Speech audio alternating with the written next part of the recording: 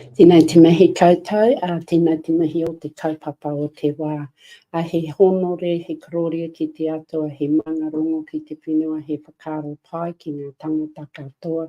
I mihi ana ki a koutou o koutou mahi, o koutou tautoko e manaaki, e mihi ana ki a koe i te rangatira o tēnei kaupapa.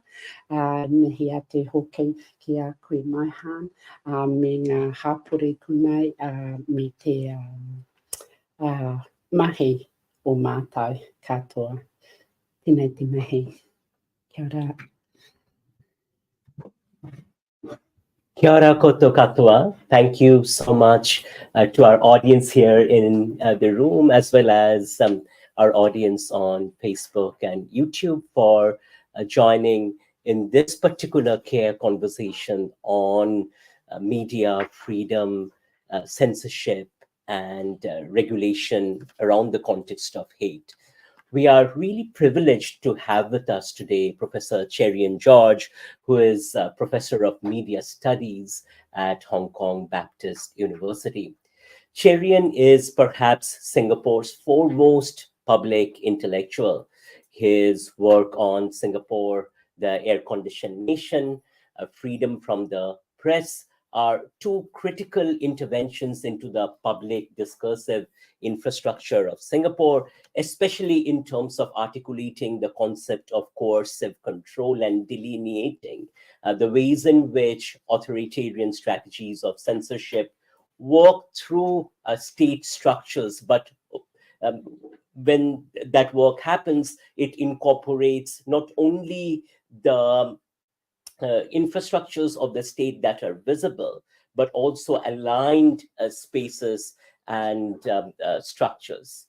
Cherian's ongoing work on hate speech regulation and strategies for challenging hate speech offer vital registers for contemporary conversations, not only within the context of authoritarian regimes or soft authoritarian regimes, but particularly pertinent in the context of democracy and democratic processes. These conversations are really relevant to us here in Aotearoa as we struggle through the conversations on hate speech laws and situating those conversations in terms of the balance between hate and regulation of free speech. So, Cherian, it's a pleasure to have you with us. Welcome.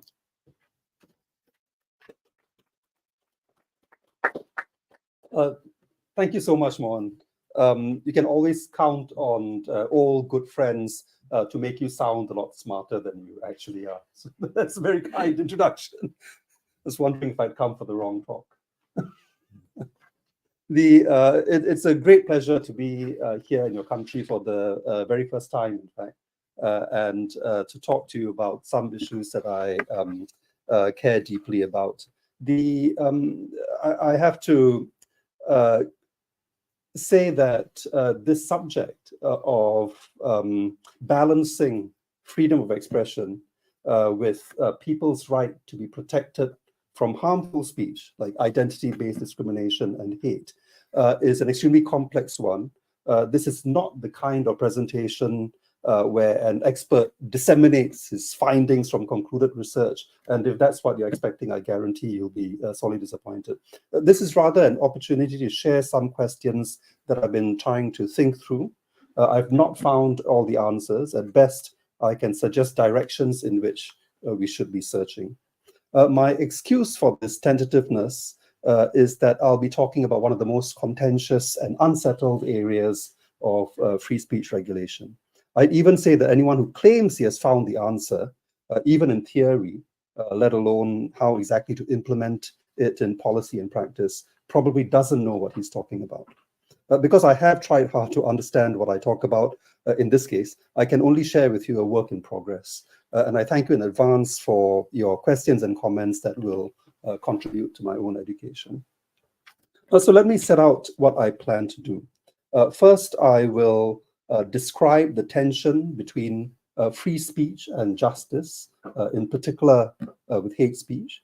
I'm sure most of you are aware of this problem because we see it around us in everyday life. I'll just try to articulate it in a way that helps us come to grips with it. Second, I will try to describe the human rights approach and why I think it remains the best framework for dealing with this tension. Third, I will look at important critiques of the human rights approach, including the challenge from critical race theory and what we can learn from them. And finally, I'll suggest some guideposts as we feel our way forward. How can we absorb insights from these critiques and other sources without throwing the baby out with the bathwater, so to speak? First, let's look at the uses and abuses of freedom of expression. I'm not sure if this is the case in New Zealand, but in the context that I inhabit, Hong Kong and Singapore, this is the point where some listeners will interject to say that free speech is overrated. Just look at America. It preaches freedom and democracy, but its politics are in a mess. Look at how biased their media are, serving Washington's agenda and its coverage of China, India, Palestine, etc., etc. I'm not going to go down that rabbit hole because the state of actually existing democracies is a separate issue from what I'd like to discuss, which is the values we should live by.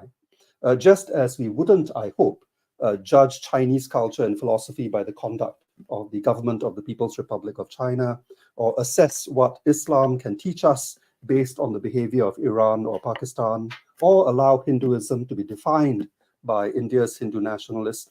May I suggest that we explore the liberal tradition and what it says about free speech as an exercise quite distinct from assessing America's problematic domestic and global dysfunctions.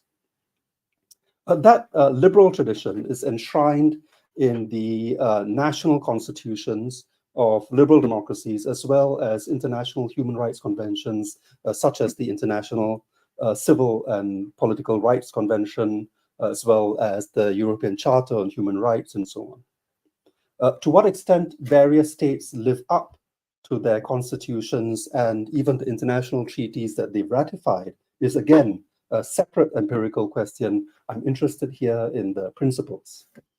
Incidentally, if you find my use of the term liberal confusing, it's not your fault, it's the problem with the term. It has, of course, different meanings in different countries and contexts. And if it helps, every time I use the term liberal, you could substitute it for human rights. I'll be using these terms quite interchangeably in this talk. The classical liberal tradition, which has been absorbed into the international human rights framework, values free speech as a foundational right. It sees self-expression as intimately tied to what it means to be human. Free speech also unshackles knowledge from power, which then allows us to make and test truth claims based on the strength of their content without having to worry about the rank or status of the source or whether that content conforms with prevailing tradition or doctrine. Free speech also allows us to hold those in power to account, and free speech can allow us to hear diverse voices around us, thus constructing a more inclusive society. But what about a speech that incites hatred and contempt for others? For the first couple of centuries following the formal recognition of free speech as a democratic right, it was quite common for states to continue prohibiting speech that attacked the status of political or religious authorities, those in power.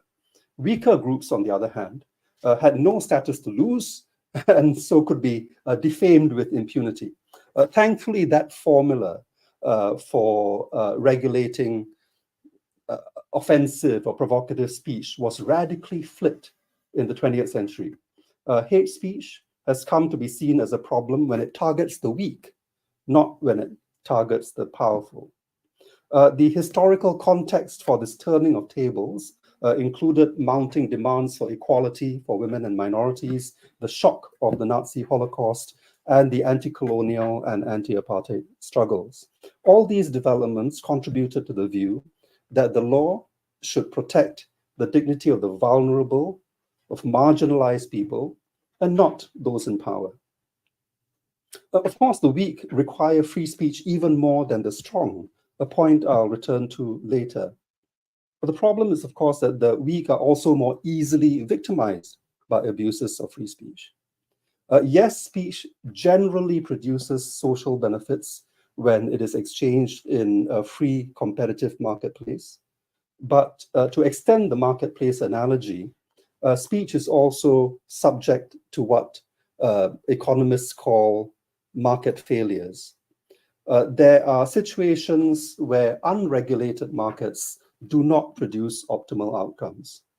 And one type of market failure is what I call autoregulative failures.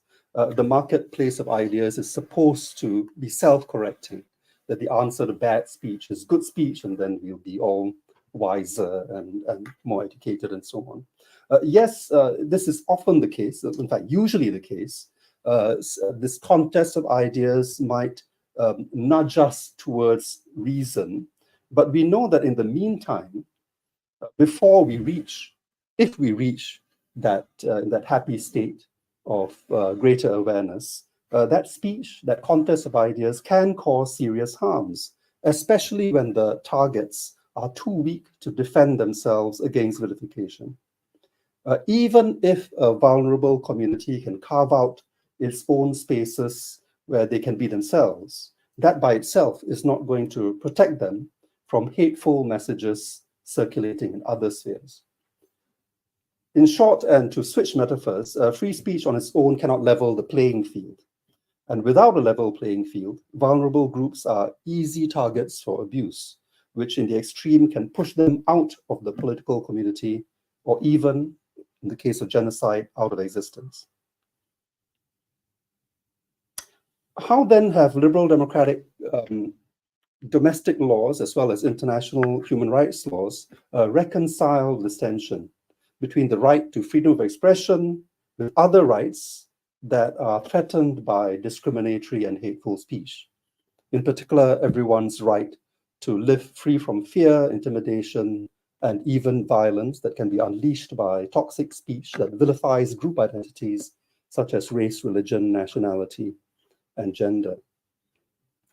In general, they still treat freedom of expression as a right, not an absolute or unlimited one. You can think of it as the default, but with allowable exceptions. But they also require or allow the state to restrict speech that vilifies people's group identities and is thus likely to cause them harm. Take a closer look at this very general statement that I've made about the limitations that the human rights paradigm allows, in the restrictions that it allows on free speech. I stated here that the human rights approach allows or requires the state to restrict speech that vilifies group identities and is thus likely to cause them harm.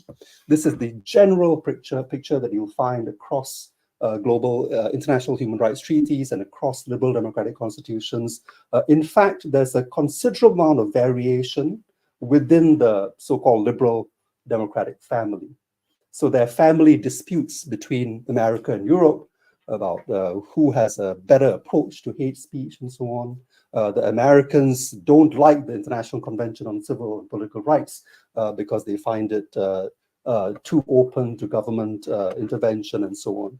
So I've just highlighted some key words here that are the subject of dispute. And I want to stress that these are disputes within the human rights or liberal family. Yeah? Should the system merely allow governments to intervene? Or should the system require governments to restrict hate speech?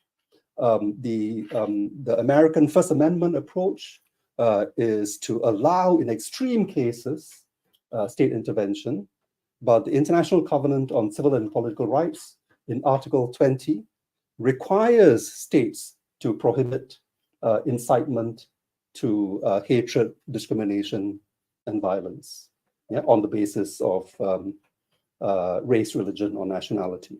So already there's a slight difference there. What group identities are we talking about? As I've said, the ICCPR, like the Universal Declaration on Human Rights, identifies race, religion, and nationality, simply because it's a kind of an old document drafted in the 1940s. If you compare that to the South African Constitution, written in the 1990s, it includes gender as well. Yeah. So what we've seen over the decades is an enlargement of our understanding of which groups, identity groups, require protection. And that list keeps expanding for good reason, as we acknowledge and recognize that certain identity groups are vulnerable to hate speech. So now the list would include, for example, discrimination on the basis of national origin, in Hong Kong, for example, one major problem is hate speech, but you couldn't call it racist hate speech because it's Chinese against Chinese, but it's hate speech against a newcomer, so it's a form of xenophobia. Yeah. In India, of course, caste would be a major category that requires special attention, and there's increasing, as the Indian diaspora and its both strengths and weaknesses spreads, there's greater awareness around the world to recognize caste as a category that requires protection. And of course, in addition to gender, sexual orientation would be another group identity that is seen as requiring protection. And this, so although globally the list for good reason expands, you do find cultural differences across different countries. Many countries that have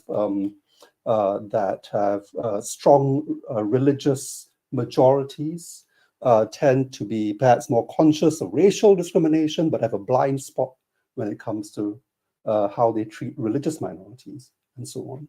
So these are interesting variations to look out. I've said here that I use the term likely to cause harm. Again, major disputes between governments and courts and between jurisdictions around the world, what exactly that means.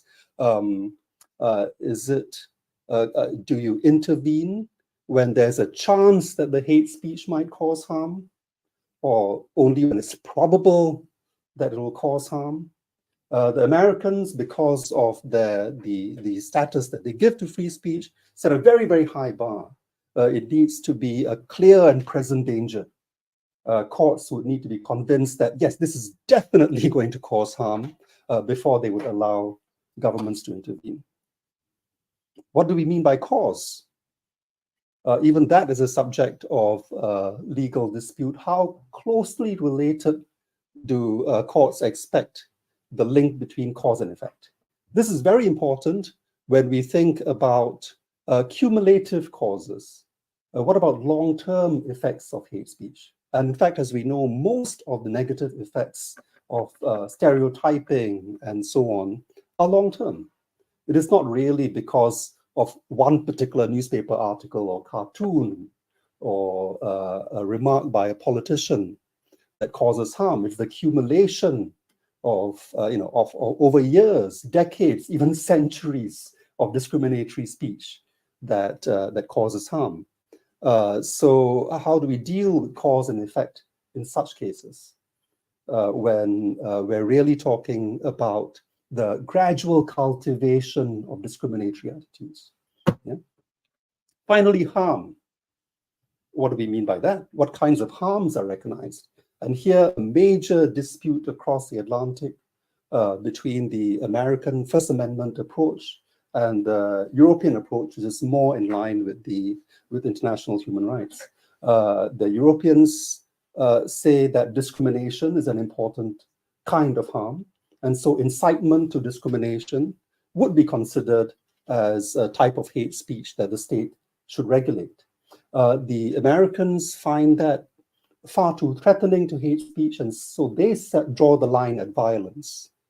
It is only if there is an imminent risk of violence against a discriminated group that hate speech law would kick in. By and large, hate speech is protected speech in the US because it is the occasions when they actually call to action that involves violence are so few. So there are cases where that would be punished in Europe, but not in America. One case that comes to mind involves the big winner in the recent Dutch elections, Geert Wilders, who was convicted a couple of years ago for a remark that went something like, and he was addressing a crowd and made a remark about Moroccans, basically suggesting that there are too many of them. What would happen if there are too many Moroccans? Yeah. The Dutch courts upheld the government's move to convict him because in the ears of the judges, this was clear incitement to discriminate against the minority group. Such a conviction would not have survived the American courts because it's just a statement. It's not a call to action. To merely observe that there are too many of a certain kind of people in your society, according to American courts, would certainly be a problematic and possibly racist statement, but it does not amount to a call to action. It does not amount to incitement. And the Americans insist that when we're talking about causing harm, that the courts should only intervene when it's an incitement to violence. So this is a debate that continues between largely between Americans and the rest of the free world, but there are even interesting distinctions within Europe about how these concepts are treated. But I want to emphasize, though, that these are what I call family disputes. They are technical, legal distinctions with, of course, serious consequences within the democratic human rights family. The bigger difference is between human rights respecting liberal democracies and the rest of the world.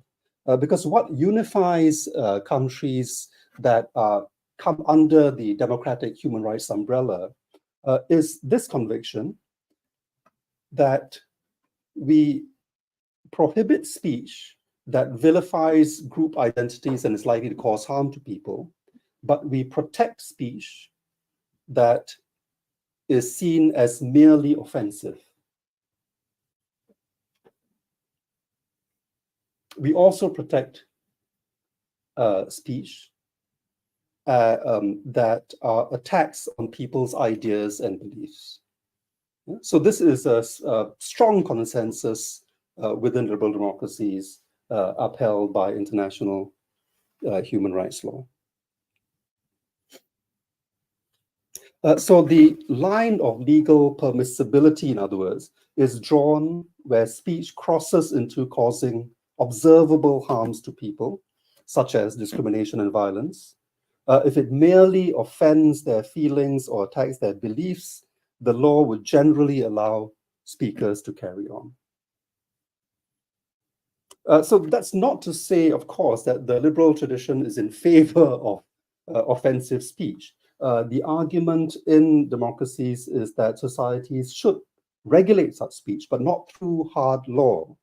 So I like the Oxford historian Timothy Garton Ash's way of formulating this. He suggests we think of laws and norms as different states of water. Think of it as ice, hail, sleet, slush, and liquid water. And so you have different distinct states of the same H2O, hard and soft, together with intermediate states. And you can think of regulation spanning this whole spectrum of possible interventions, from hard ice to softer water. And so he argues that, I quote, the liberal paradigm should limit free speech as little as possible by law and the executive action of government or corporations, but do correspondingly more to develop shared norms and practices that enable us to make best use of this essential freedom. So the soft kind of regulation would include social and private non-state regulation, like moderation by platform companies, independent gatekeeping by editors, industry self-regulation by press councils, consumer boycotts, and so on. Whereas the most coercive punishment should be reserved for a tiny proportion of speech that transgresses criminal or civil laws that are quite tightly circumscribed. Why have liberal democracies arrived at this broad consensus? I guess this goes back to history and the clear understanding that most of the fruits of free speech, in terms of the progress that humankind has made in science and democratic beliefs and so on, have come about because people were prepared to, and their words were protected, when they took on existing tradition, power, and so on. So most of what needs to be said for society to progress will undoubtedly offend people with something to lose from that progression. Yeah? And so if we allow offense to be a kind of, to exercise a kind of a veto, you're going to block a lot of progress that society needs to make. And that's what the long course of history tells us. For the same reason, human rights law, as well as liberal democratic constitutions, take a very dim view of trying to ban or to ban attacks on people's ideas and beliefs, including, most controversially, attacks on religion, because these are seen as beliefs that should be open to debate. So we protect people and not their beliefs. So this is where the state of play is in terms of the human rights or liberal democratic consensus. When states do want to restrict speech, they are required to meet three tests. First, restrictions must be according to precisely written laws and not arbitrarily exercised through governments. Second, they must be for one of the legitimate purposes set out in the convention, and that includes the right to protect, the need to protect the rights of others. Third, they must be proportionate and necessary for the achievement of that legitimate social objective, not exercise overkill. Yeah. So these clear rules about how governments that do want to restrict free speech should do it, to avoid chilling free speech. Yeah. There's also a clear requirement that any legislation must comply with other rights. So, for example, everyone must be equal before the law, which in this context of hate speech regulation means that we shouldn't have a situation where, say, laws protect the majority religion but not the minority ones. If you're going to have any kind of regulation that protects religious expression in some form, it has to be applied equally to all faiths. And of course, the executive branch in this paradigm doesn't get to decide whether it meets the three-part test, whether its actions are legitimate. That's up to independent courts. They're the ones who should decide whether laws have been interpreted correctly. So that, in summary, is the human rights paradigm.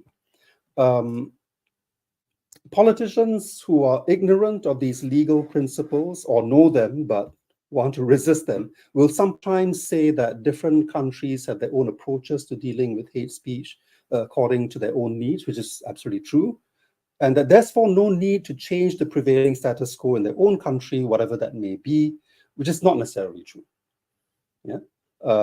There are right ways of doing it and wrong ways of doing it, despite the obvious variation that you see among democracies. Yes, there's no international consensus among democracies, for example, about how exactly to apply the incitement threshold. You know, at what point does speech become incitement? And yes, Americans and Europeans argue about who's got it right. Should you draw the line at incitement to violence or incitement to discrimination? So yes, these disagreements are there, but these disagreements over details should not obscure the fact that the world does have pretty clear principles governing the legal regulation of hate speech. There are best practices and there are deviations from those standards that are fraught with danger. Yeah. So in the worst cases, of course, you have autocracies claiming to be applying hate speech, but really only using the law when dominant groups feel offended, and treating attacks on minorities with impunity. So you can say whatever you like about the weak, but we're going to protect our feelings as a strong. Just a complete distortion of what, or perversion of what hate speech regulation should do.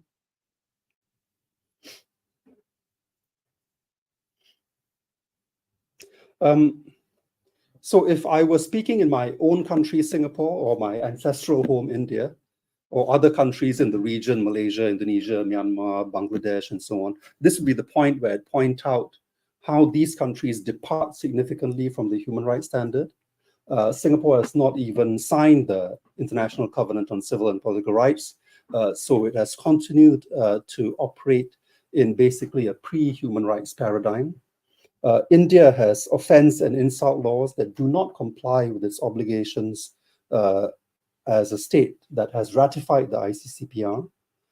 There are flagrant textbook cases of incitement to violence and even incitement to genocide and propaganda for war as a shockingly regular occurrence in the public sphere in India. Hate mongers don't just operate in a climate of complete impunity. They are politically and materially rewarded for their what in the eyes of international law would be criminal speech. But I'm speaking in a very different context here in New Zealand, a liberal democracy that has made serious efforts to align its laws with the human rights framework. So the question I'd like to explore with you is some of the question marks that have been placed over that framework. That distinction between protecting people and protecting the ideas and beliefs is an interesting one. And that line between subjective offense and objective harms.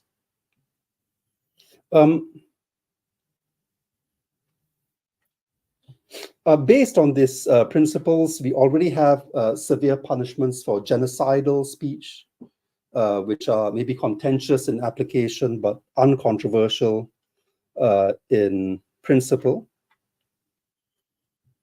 On the flip side, the human rights community and liberal democratic governments are unanimous that certain highly provocative expressions, like, for example, Salman Rushdie's highly provocative novel, Satanic Verses, they would agree it's protected speech as an artistic creation that is very far from the incitement threshold. If communities find such work intolerable, they should seek peaceful social sanctions, such as consumer boycotts, or putting non-violent pressure on publishers and venues. These are core principles, but they have been under pressure. And I want to now move to this third part of my talk, which is to examine some of the theoretical challenges to the human rights approach. So the two most concerted and sustained challenges in recent decades are the following. The first came from Muslim countries at the United Nations. The second originated at within the United States among Americans pushing for social and racial justice, popularly called woke. I'll use the term the cultural left. I've said first and second in terms of the chronological sequence, but on my slide, they appear the other way around. I mentioned critical race theory first and defamation of religions second. So let me deal with what's the second point on the slide first. There was a direct challenge to the ICCPR mounted at the UN in the 1990s and 2000s, led by Muslim majority countries under the Organization of Islamic Cooperation, supported by many others like Singapore. The Muslim bloc was reacting to the rise of Islamophobia in the West. Over several years, they pushed the UN to revisit international human rights principles and recognize defamation of religion as an abuse of freedom of speech that should be legitimately restricted by law. The argument being made by these governments was very similar to what you might hear from anti-racist activists, that disrespecting core aspects of a minority group's culture and identity, in this case it's Islamic faith, contributes to rising discrimination and hatred. These UN resolutions or declarations never became law because of not unfounded concerns that some Muslim governments actually wanted a free pass for oppressing religious minorities in their own countries. And of course, most Muslim countries have highly problematic blasphemy laws under which other faith groups are censored, attacked, even killed. So the counter lobby, led by the US, quite astutely and successfully pushed back by recognizing that this lobby was in fact actually engaging in a cry for help. What the lobby actually wanted were assurances from the international community that the world would do more to fight Islamophobia. The problem with the defamation of religions campaign, to summarize, is that creating this exception to free speech could easily backfire, allowing dominant groups to punish religious minorities, as well as non-believers, for not complying with the mainstream. Around the same time, in a very different context, legal scholars in the US developed what came to be known as critical race theory, demonstrating how free speech imposes costs that are disproportionately borne by women and people of color. Their ideas were adopted by what's now popularly described as the woke generation.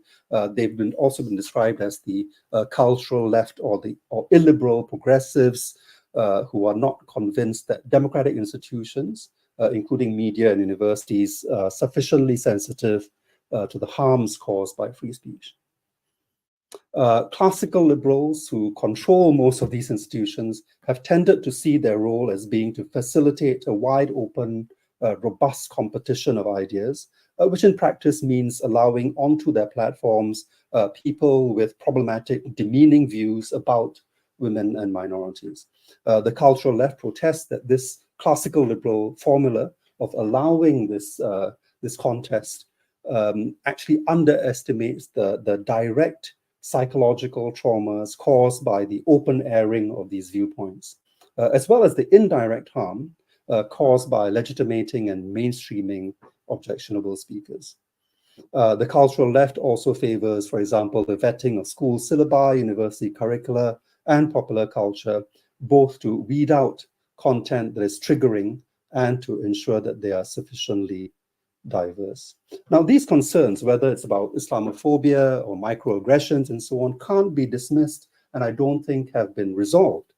There are, I think, many signs that we are right now in a state of severe disequilibrium in terms of human rights thinking, which I don't mean just disagreements over how to apply principles in specific cases. I mean there's fundamental discord over what those standards should be.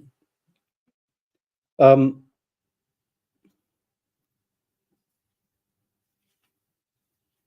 think the idea of adjusting our notions of harm to keep up with what new knowledge about how people can be harmed is something that we should be doing, and in fact has always done.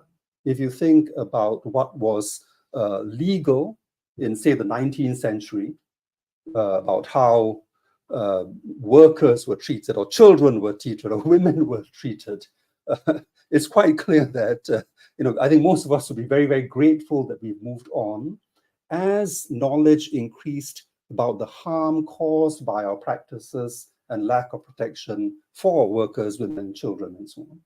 Yeah. So it shouldn't. So we should certainly keep an open mind to the fact that practices, types of speech that may have been considered normal, acceptable till recent times might be seen as highly objectionable and shocking to a future generation. And we should probably move along as evidence comes in about how harms are perpetrated against vulnerable groups that we become more and more aware of. Yeah. So I don't think there is a strong argument for locking the human rights framework at a particular time and saying it cannot be changed anymore. History tells us otherwise. We have to keep evolving our framework as we become more aware of the ways in which vulnerable groups can be harmed, whether deliberately or inadvertently. So this is the point at which I'm going to venture into shakier ground. As I said at the start, I can't point to a clear blueprint for resolving these issues. All I can do is to offer some very preliminary thoughts to show how we might think through how the human rights framework might be adapted to what I consider legitimate critiques. Let's first consider the defamation of religions problem. I think most people would agree that it's wrong to disparage others' religions. Even if we believe this is uncivil, though, it is quite another thing to make it illegal. I think most people who are in favor of such laws wrongly assume that they would get to use the law to protect their own beliefs from attack without stopping to think that other faith groups would get the same power and might use it against them. Yeah? So I think this is often a problem with not just the defamation of religions lobby, but also, I think, critical race theory-inspired activists who fail to consider how their well-meaning attempts to change the rules might actually benefit their opponents as much as them, or even more than them. Yeah. A law professor that I interviewed long ago, I think, gave me some very wise advice that I've never forgotten. Said, if you're thinking of introducing a new law, always imagine it in the hands of your worst enemy. And I think that applies to other kinds of codes and norms as well. Yeah. And I would say that it should apply to tactics like canceling and deplatforming that are favored by the cultural left.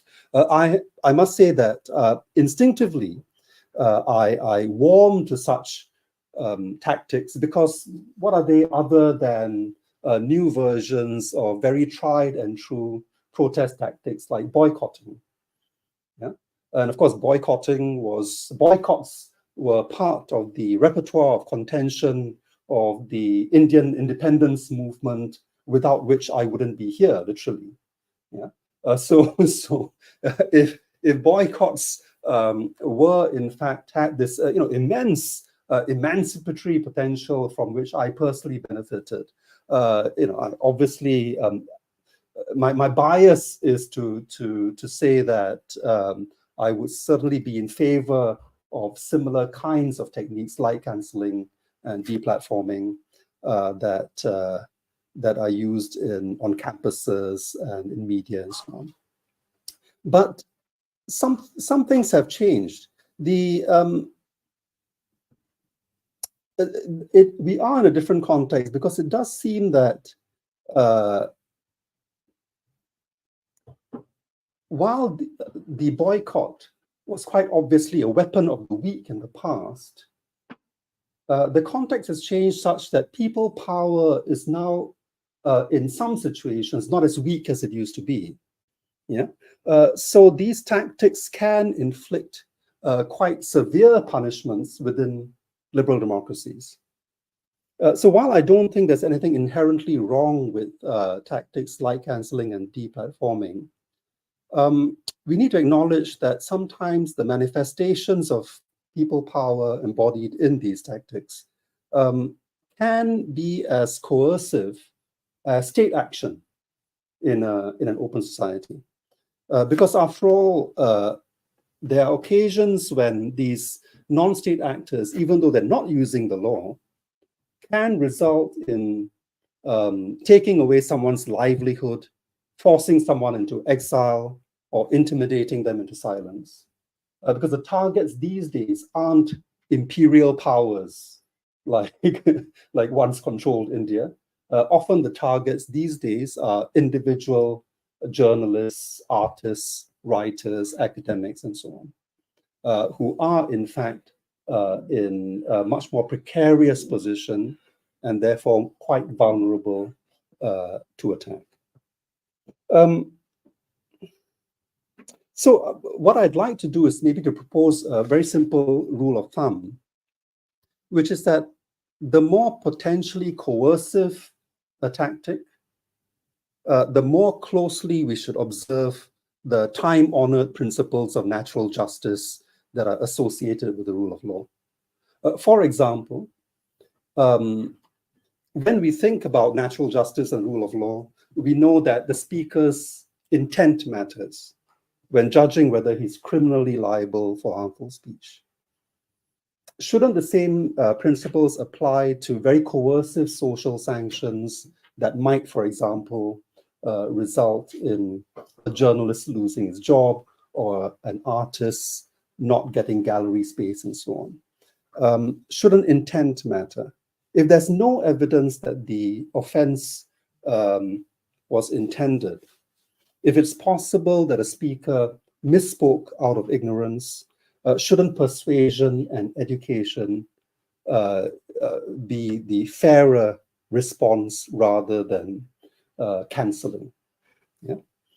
In the human rights approach to legal regulation, proportionality is another core principle. The punishment should fit the crime. An individual, I'm sure you'd agree, should be prosecuted for his own speech, not bear responsibility for the speech of his forefathers going back several generations. Yeah.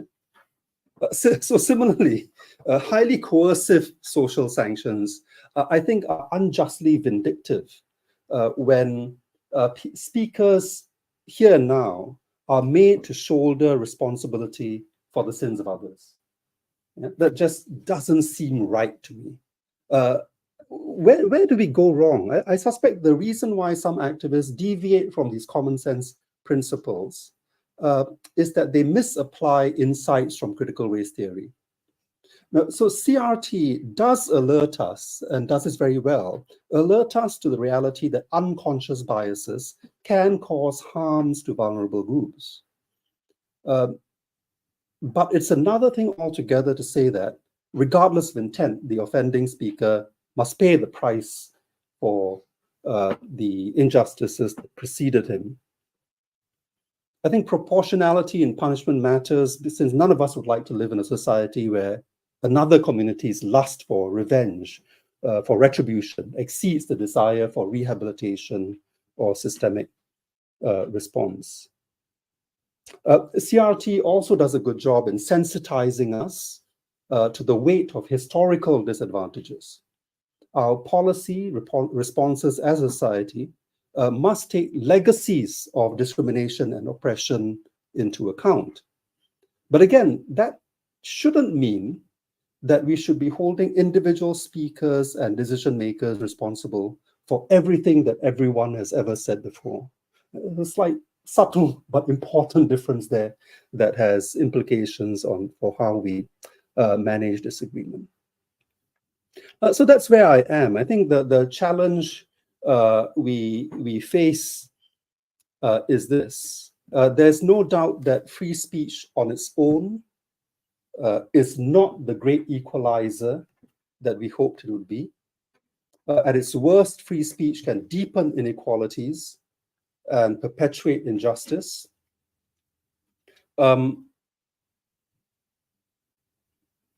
But how we think about freedom of expression must therefore, I think, absorb what we know about the way discrimination and hate work.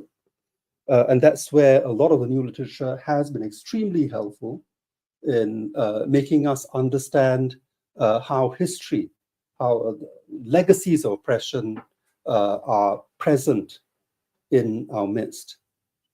And the way that we regulate speech should evolve accordingly. But what I hope is that we would always be aware as we think about new rules to guide us, but how they can backfire badly. They can backfire by alienating potential allies, by punishing the innocent, and worse, by giving tools to the enemy to oppress us further. Let me end there and let's have a talk. Let's have a discussion. Thank you.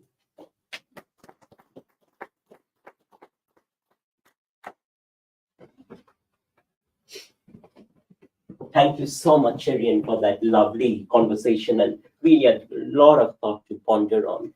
Let's open up the floor to questions. Perhaps we can take some questions in the room and then go to our audience online.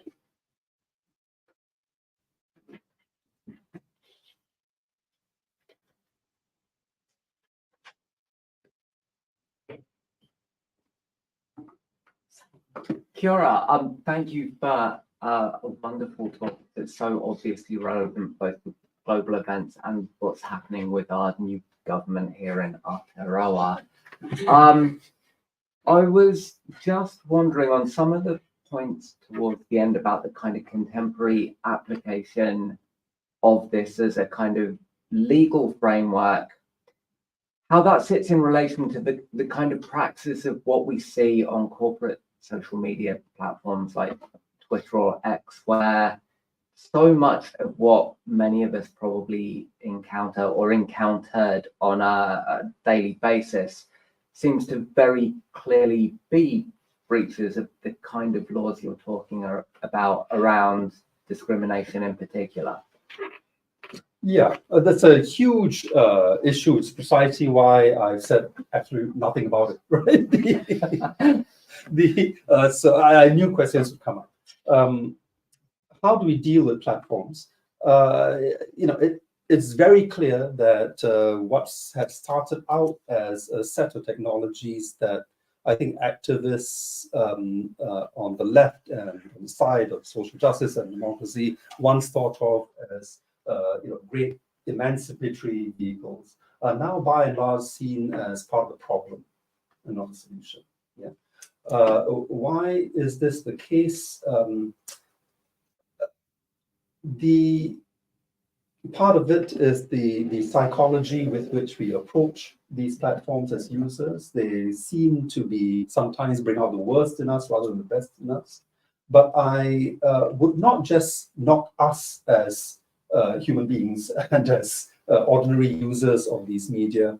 A big part of the problem is, of course, the business model of these platforms, which reward attention rather than truth-seeking, which are geared to break people up into finer communities instead of trying to promote cross-cutting dialogue. These platforms could have been built in a much more pro-social way. The reason why they weren't is purely because of the business model that these platforms have adopted. So unfortunately, there has not been enough attention to them. Most of the attention, and I think this is deliberate, the social media giants want us to think along certain lines, want us to think that the solution is actually to throw even more money at them, to build even better algorithms, to weed out, to filter out racist speech and so on. Yeah? The more they can get us to think that the problem is racist messages on X and Facebook and so on, and then convince us that the answer to it is better technology, the better off they are. What they want us not to think about is the underlying business model that actually promotes attention over reason. And that's where I think regulatory attention should go.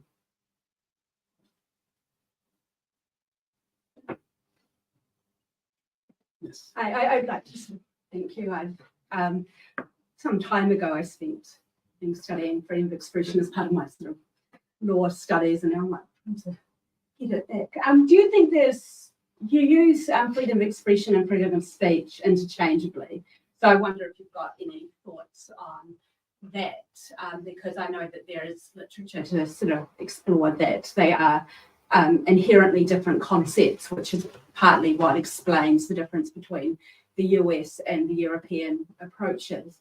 And also just the general, if you go back to that liberal construct, the tension between individual rights and group rights. So I note that in some of your slides and some of your discussion, you talk about harms to people versus harms, and sometimes it's harms to groups. And I know that one of the issues with group rights and those tensions of group rights is sometimes, defining the group and also defining who has the right to speak for a group in terms of harms, etc. But also those inherent tensions between group rights and individual rights, I know have been used by some countries and some jurisdictions to challenge the nature of human rights as a very individualistic sort of construct that therefore does not apply to their, society. Yeah, well, including in the opposition to the voice referendum and so on, right? I think that was one of the counters that was brought up, that in fact was unnecessary because we all have individual rights already. There are bad faith arguments like this that are engaged in bad faith, I would say, right?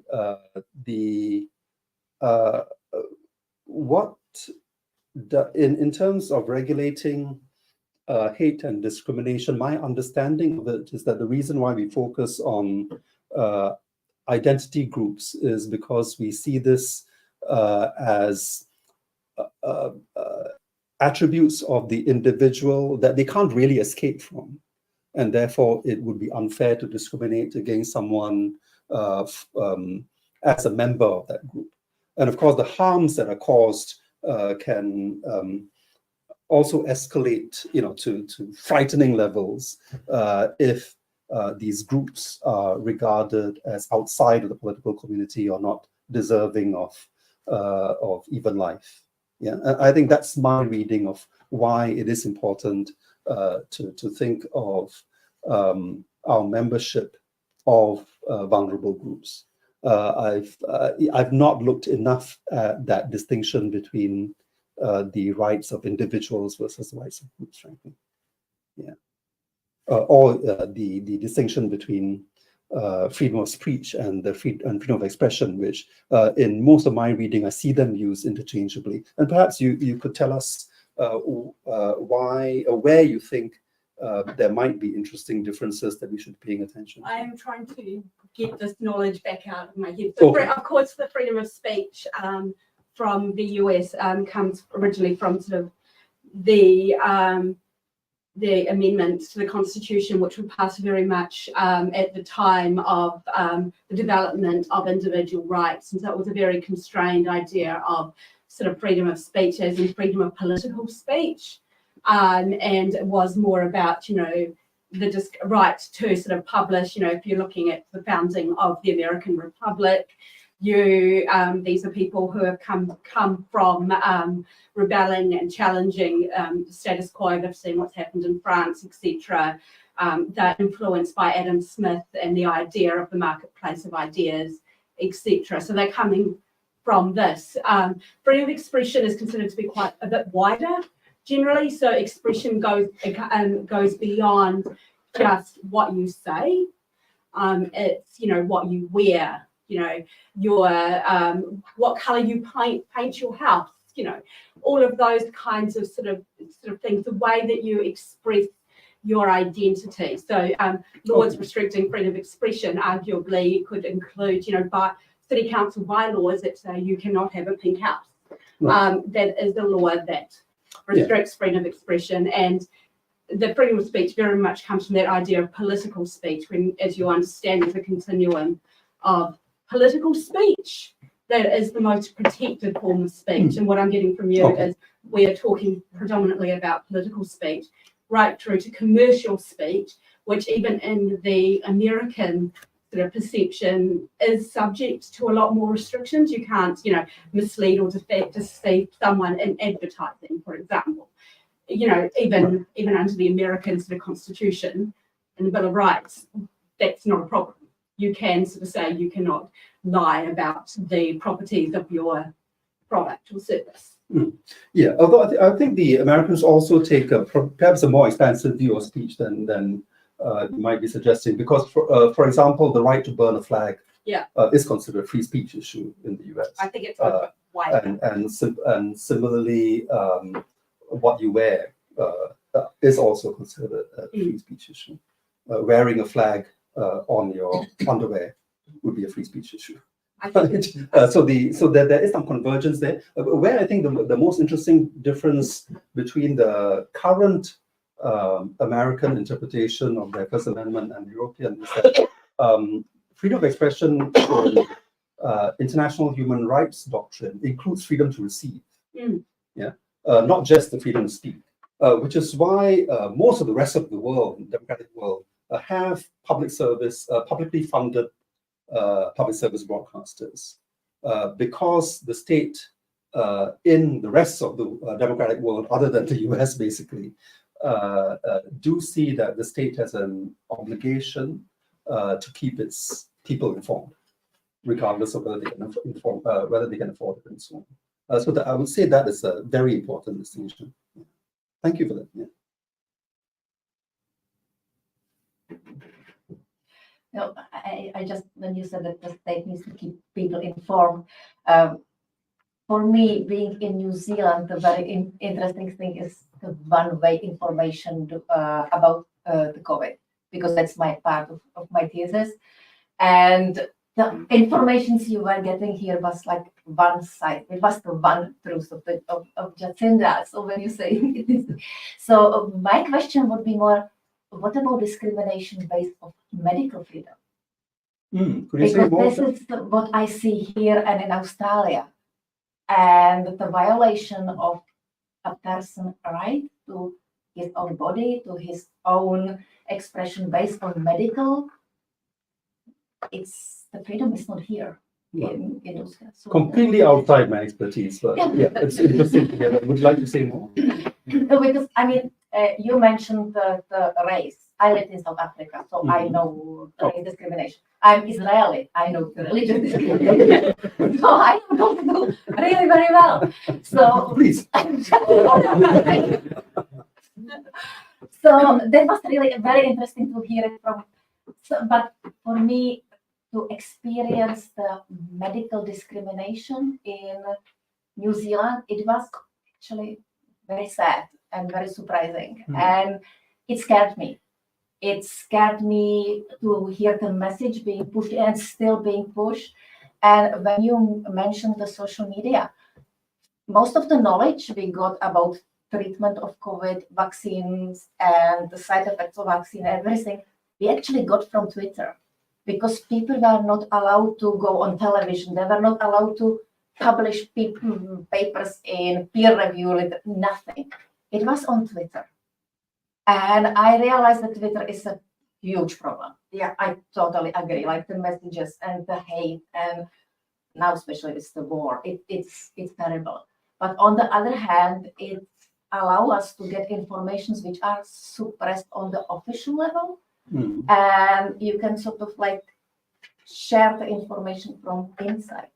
You know, when you see the professors and even the nurses who will be like, oh, this is what I saw in my hospital. What did you see? And then across the globe, we just like start communicating and share information. And for that, the social medias are, wow, absolutely amazing. Interesting. Because, yeah, you do have huge censorship in New Zealand, in media. Oh, yeah. Yeah, I mean, I want to piggyback on that. I just don't want to leave that unchallenged. In a sense, that can you just elaborate on what you mean by censorship by the? Well, I mean, on my phone, I can't read news from Gaza because it tells me it's not allowed in New Zealand, which surprised me, to be honest. I can't read news from Russia. It tells me it's not allowed here. So I need to like use different VPN. I need to use VPN that I'm like in Israel to read news in Gaza and news from Putin, which I find very interesting. And I feel probably later on you need some help from your colleagues about how to use a different browser or app. My Chinese colleagues help me to use different browsers because they are really but I'm sure even without a VPN, it should be Yeah, it should be. Yeah, you possible. can bypass it, but it's just like, wow, that should not be happening. Yeah, interesting that, because I was listening to the talkback this morning, and we are so behind. New Zealand is so behind in terms of technology that even trying to get a program or something on there, I can't even get. I said, so we're well behind America and all the other countries. I just think our technology. Yeah, the is, technology, it's and medical. shocking. Oh, medical, it's really behind even Eastern Europe, because I'm originally from Eastern Yes. Europe, and that shocked me really in the hospitals. Yeah, Yeah, I don't know what the answer is to that, but yeah, good on to you. yeah, you need more information. It's, Having said that, I just want to go back to the policy framework. I don't think there is a policy framework for censoring information, though, just to put that on the table. Phoebe, you were trying to say something. But just before that, just to again, in the interest of instant fact checking, I just called up RT.com, which is Putin's channel. No, but it's the English one. You don't have the Russian one. oh, yeah. And the information in Russian is different than in English. Yeah. It's the information in Arabic is different than information. It's the So I translation. think as the scholars mentioned, I would just urge you to explore the reasons a little more. Yes. Sometimes it might not actually be state censorship. There might be various technical reasons for why something is not. It could be. So It was that- just that- for me. that- It was that really is, surprising that. Yeah. Yeah. And that needs further investigation. Yeah. So I know people's go-to explanation when they can't read something is a conspiracy theory, right? I would say 80% of the time is something far more boring and mundane. Yeah. So I would urge you to hold your instincts back. Please. Oh, I was just exploring. You mentioned it was freedom of medical expression. Do you mean? I just want to understand what you mean by that. Not getting a vaccine, or was that Well, information? yeah. Or? Well, getting the information about, like, for example, vaccination injury, it's really hard to get it in New Zealand. And then, yes, of course, the no job for policy, that was the problem. But for me, at this moment, it's getting the information about the vaccination injuries. It's really problematic to get here. Can I go back? You were talking about some of the sort of concerns about sort of cultural left and sort of, I realised, there were concerns particularly, in American universities, which, to some extent have been debunked as to, just scare campaigns about the students complaining about trigger warnings and microaggressions, and that tension, if we're looking at within a university, between, the freedom of expression of ideas and the purpose of a university versus, concerns about when universities may be sort of either platforming people or sharing readings, which people may consider, can have hate speech. Do you think there should be, to some extent, special carve-outs within, universities, within sort of peer-reviewed publications, etc., or some of this kind of speech, etc.? Any thoughts on that sort of stuff? Yeah, no, I would agree with your one of the other comments that some of this was scaremongering, that the situation, there were alarming things happening on some American campuses that would, I think, anyone concerned about academic freedom or even just basic civil conduct, raised lots of red flags, but these were probably hyped up by the media, and it's, of course, especially right-wing media. But you're right that there is tension that I think certainly American campuses, and I'm guessing most campuses in liberal democracies are grappling with, that you've expressed, that should universities continue to act as public institutions dedicated to the free exchange of diverse viewpoints, or should they adopt the norms of a tight-knit community that protects the emotional safety of the members? And often these two can't be achieved together. My own, and by the way, there's a similar battle taking place in many newsrooms. Often it's generational, between the classical liberal editors who want greater diversity of views, often younger journalists introducing, perspectives that say, no, we need to care more about our own psychological health as well as the health of our readers and shut out problematic views. It's extremely complex. I think my own sense is that the worst is kind of over.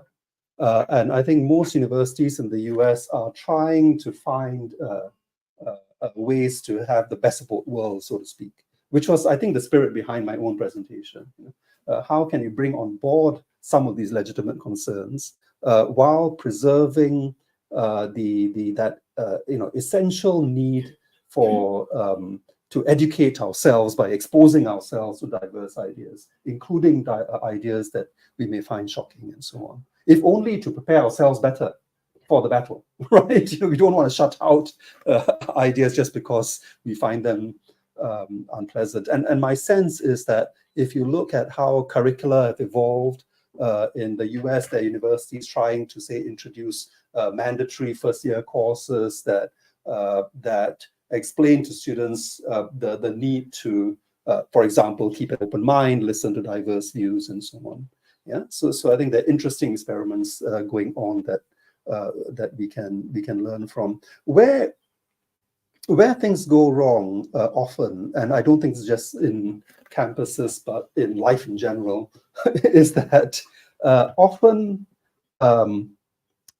people with starkly different views and incommensurable views are in fact able to show a certain amount of live and let live attitudes and sort of civic values. Yeah, they are able to practice civil disagreement in face-to-face context where you can establish personal trust. Things seem to go wrong when these groups become too large. And the problem is that when groups become larger, to even the size of a university, let alone the size of a city or a country, is that then representative politics gets involved. Yeah. So in the same way, I think that most of us know that it is easier for us to get on with neighbors who are very different from us without the help of political parties, and the parties are the ones who screw things up. Similarly, I think in the same vein, often with campus politics and even local politics, what increases the polarization, decreases the chance for civil disagreement, is the involvement of activists who are actually invested in the division, right? And I think this is something we don't think enough about, that activists on different sides of these ideological camps, do they really want to solve the problem?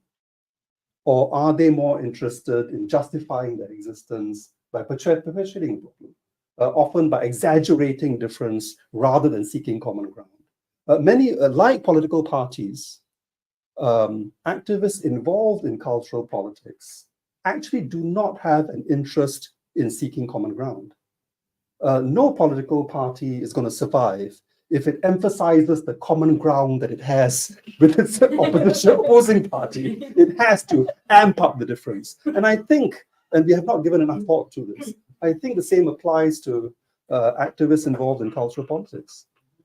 There's not enough of leaders who are willing to say, actually, the differences that we have with the other side are not that great. We can work together.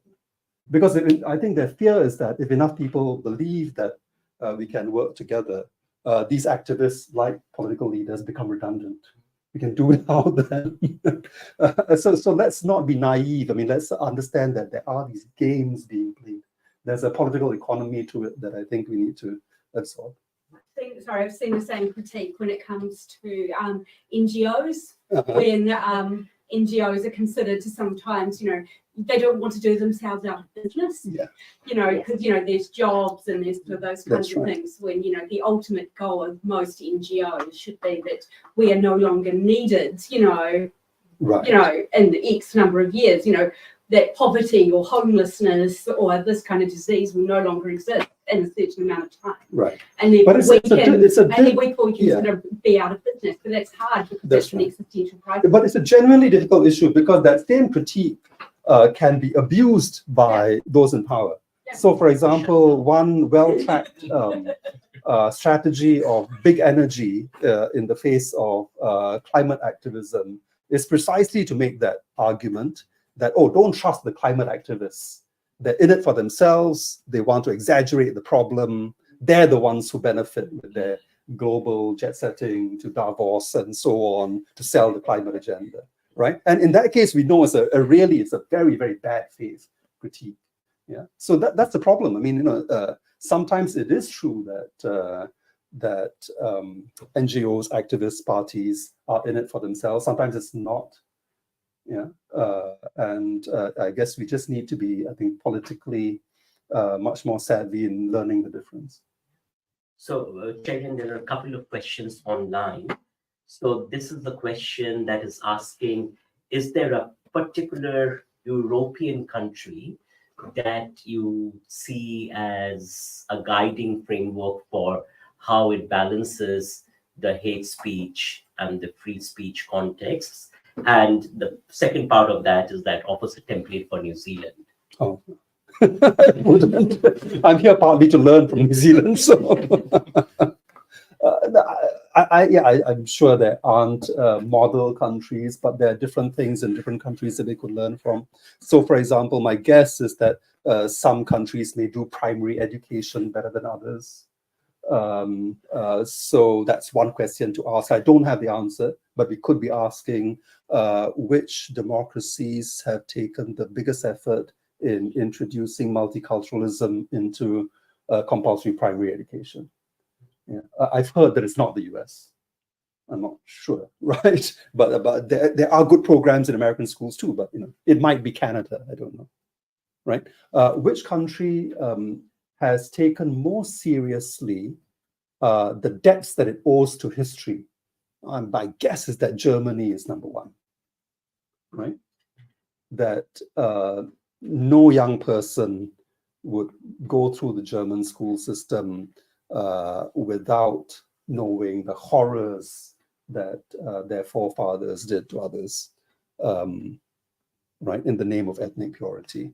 Other countries, not so good in terms of acknowledging their historical debts.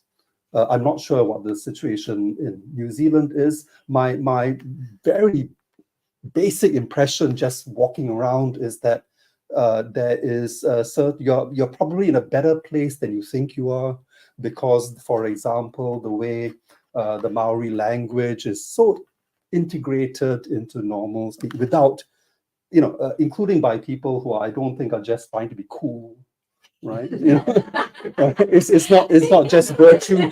It's not just virtue signaling. It seems very natural.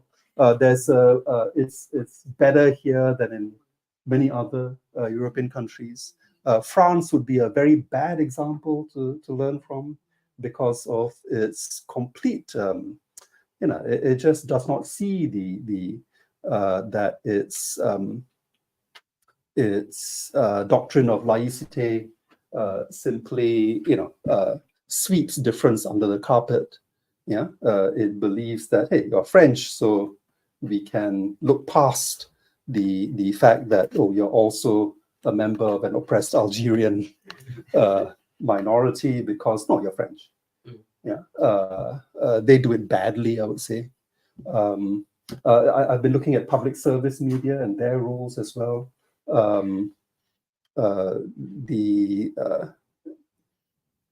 There it varies because in some countries, I believe the Northern Europeans put more faith in public service media.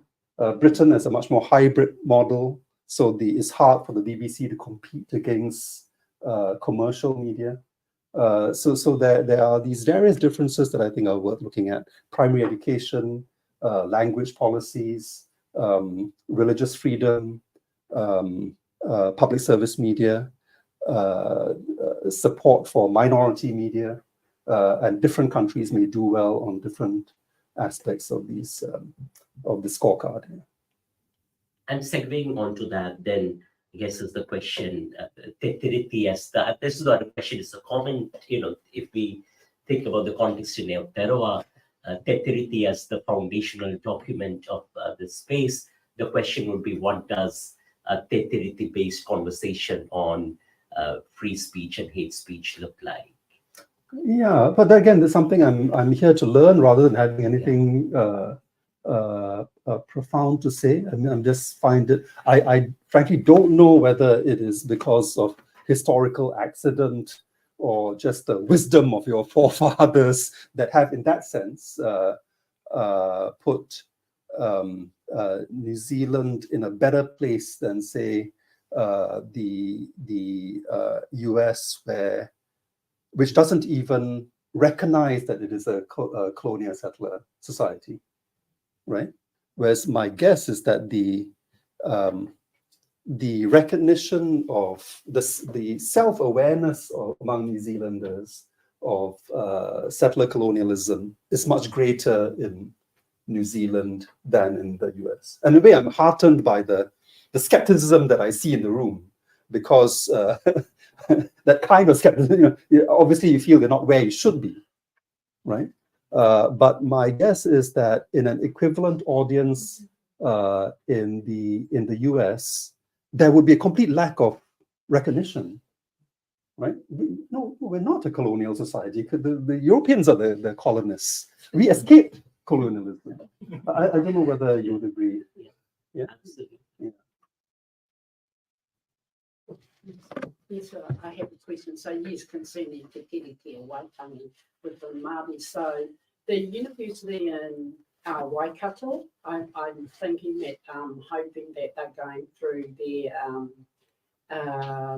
their commission there in terms of Māori in the law fraternity and learning law. Well, Māori, we have tikanga. So tikanga is our first law. Okay, so when the colonists and that came here, they brought their law. We already had our law, and it's called tikanga. So it's about incorporating, it's about our values, who we are, how we connect to Te Taiao, how we connect to Papatūānuku. Everything around us, we're connected. And that's how Māori see the world. See te ao marama, see te ao huri, the whole evolving world. Okay, so when the colonists and that came here, just over the years since the first founding document of the Declaration, we already had those in place when the colonists came here, okay? In terms of it being adhered to or whatever, we've built our voices, we've mentioned here, we're still at that space. So don't, think we've got off scot-free, that, New Zealand looks good in that, because we're not really. We have to go back to our history. I mean, since the 1840s, we're still having to go in those gaps and look for places where, hey, listen here, that doesn't align with our tikanga as Māori. So in terms of us speaking out in that, we're still doing that. We're still trying to find some balance here with co-governance. Okay, because when we signed that treaty, we thought we were partners. That's not occurring here. We're not seeing that here. Okay, we haven't seen it for a long time. We had the whakaputunga, which is the first declaration, and that gave Māori a lot more power than what they do now. And then they put the treaty together because it gave more power to the colonists, okay? In that respect, it was like, well, hang on a minute, we can't have this for yous and not for us. It was like that, but tikanga is our first law for Māori. We integrated with everything way before the colonists came here. We had our own economy here. We were bartering with all the island people in the Pacific, as well as New York, America, as well as India, as well as Australia. We had our own boats doing all that. Okay, so when the colonists came in and the imperial system, the crown and all that, we felt like we were suppressed. Well, hang on a minute, we've got this law. And it was like, wow, that just threw us right off our axle. I mean, our people had been here for hundreds of years, and we had our own tikanga. And now it's like we're having to conform to this new ideology of, the colonists and that. So still today, we're still trying to find our place in co-governance. Where is this partnership? I say to tau iwi Pākehā here, I call them tau iwi, is I call them my partner friend, you know, because we should be in partnership, not having this hierarchy. Well, here we are, here's Māori still down here, because we're still having to conform to the laws of this land, which is coming from a communist view. And do you think the new government is, are you hoping is a temporary, is it a temporary setback or start of a downward trend? It's just started, hasn't it? And I mean, they've already spoken on the news and saying, well, you know, this co-governance, that it doesn't sound to me like it's going to go ahead, because already they're dismantling our names of our towns. I mean, we've got Wakakotahi, we've got names that we thought put in place. We've got Pitione, which is the original, you know, there's all these Māori place names that were already there, and now they're bringing it in now. But, it's too hard to pronounce. Let's go back to the English. Have they But announced that already? English, it was Māori, it's always been. Right. You know what I'm saying? Yeah. Have they already announced that Yeah. in their platform? No. Yeah. So all those sorts of things. So I mean, I know people, and I mean, I have Indigenous whānau in Australia, and they go, oh wow, New Zealand, Aotearoa, he's got it so good. No, we don't. Not really. But yet our people are still struggling out there. We're still at the bottom. You look at the, you know, I talked about our people, the lives in that, in terms of our, Māori have a lower life expectancy.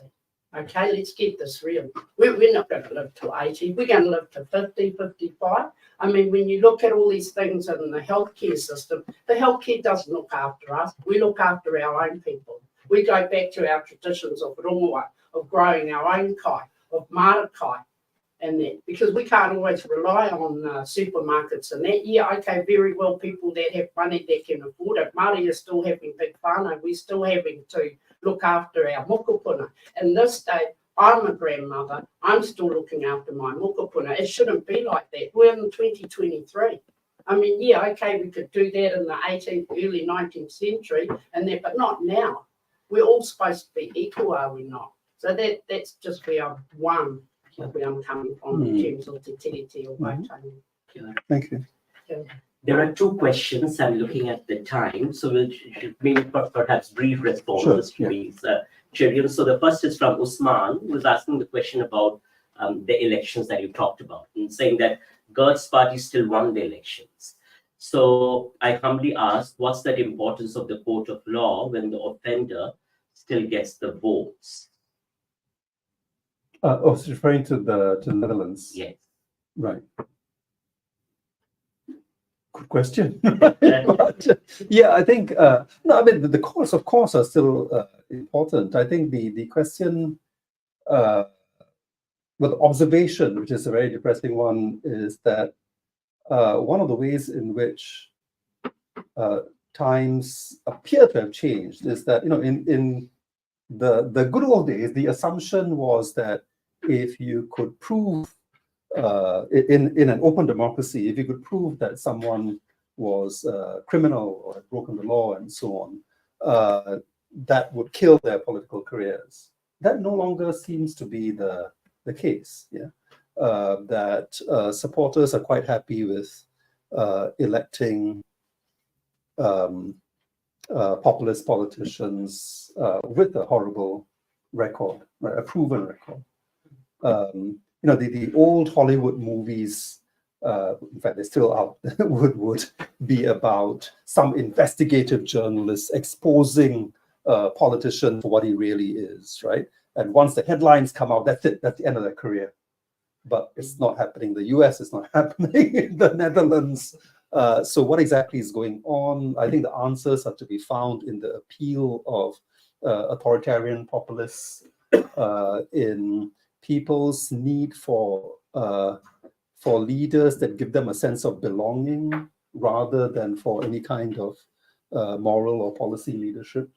That hunger for belonging is so great that they're willing to reach out to leaders with extremely questionable records. Yeah. And the second question was, Richard, there was another question on YouTube. Yes, Professor. It's Professor Cherian. You see, it's from Dr. Sean Phelan. Cherian, you seem alert to the risks that the far right might marginalize the concept of free speech. Can you say a bit about this, especially as it shapes the relationships between radical left and liberal ideologies? The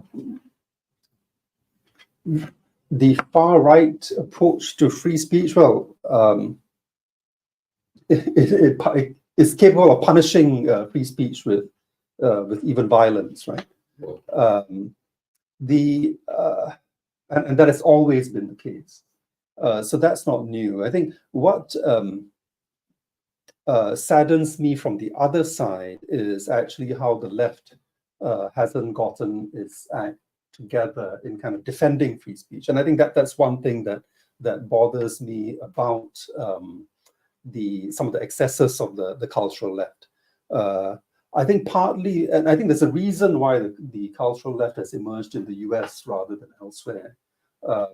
If you speak with activists with similar agendas in environments where free speech is more threatened, like in like most of Asia, the activists fighting for women, minorities, indigenous people, and so on, are often in alliance with, and could even be the same people as those fighting for freedom of expression, right? I guess the most prominent one would be, like in India, Arundhati Roy, right?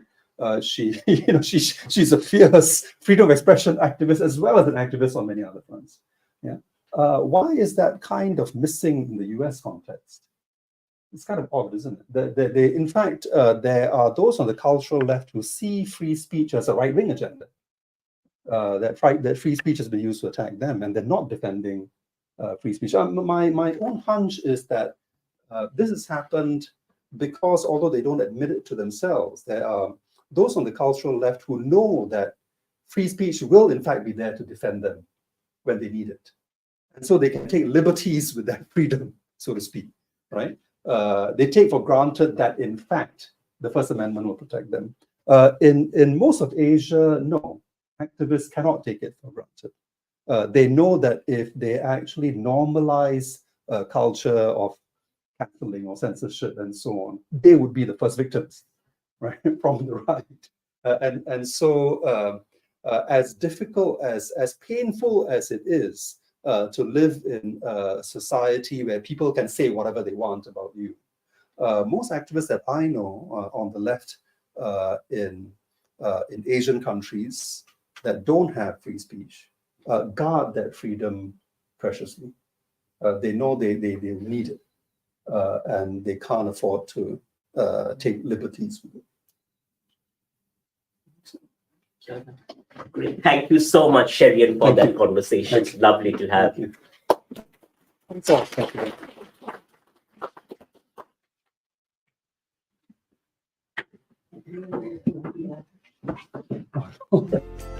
you.